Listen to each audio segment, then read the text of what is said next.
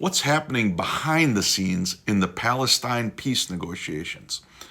I'm Steve Hendrix with your Global Minute. As a former senior U.S. diplomat, I have a good idea what's going on. Prior to the Hamas attack October 6th of last year, the U.S. was pushing hard for a so-called grand bargain in the Middle East. You can't understand today's peace negotiations without knowing about this. That grand bargain involved discussions and potential agreements between Saudi Arabia, Israel, and the United States aiming to reshape regional dynamics, particularly regarding the normalization of relations between Saudi Arabia and Israel. 5 key components. Saudi-Israeli normalization. This would follow similar agreements made by the UAE, Bahrain, and Sudan under the Abraham Accords in 2020 under the Trump administration. 2. U.S. security guarantees for Saudi Arabia.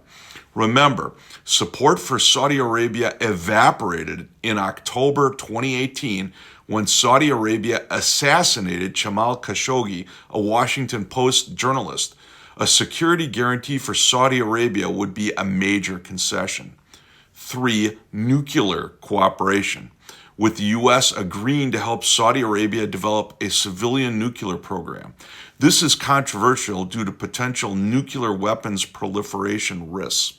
4. Palestinian issues. Saudi Arabia was exploring concessions from Israel, such as halting settlement expansion or engaging in renewed peace talks with the Palestinians, leading to a Palestinian state. 5. Countering Iran. Both Israel and Saudi Arabia view Iran as a major threat. It looked like we were within months, if not weeks, of a grand bargain breakthrough when Hamas attacked Israel. Who gains by derailing the grand bargain? The most obvious potential spoiler is Iran. China and Russia also see benefits in a world where the U.S. looks weak. So what now for peace? The parameters of a new deal have been clear since December. Israel gets its hostages back.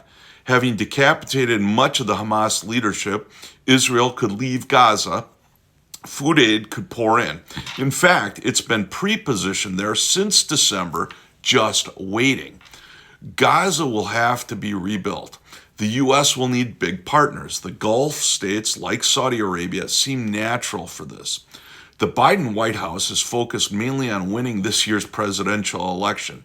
The Harris campaign cannot alienate Jewish voters and donors, but it doesn't want to be seen to abandoning the Palestinian Americans either.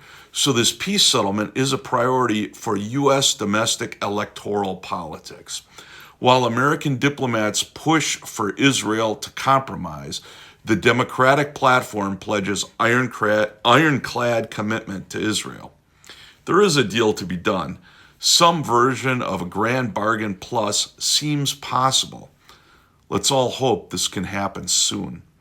Do your part for peace. Like, share, favorite, comment, repost, follow, and subscribe. I'm Steve Hendrix for your Global Minute.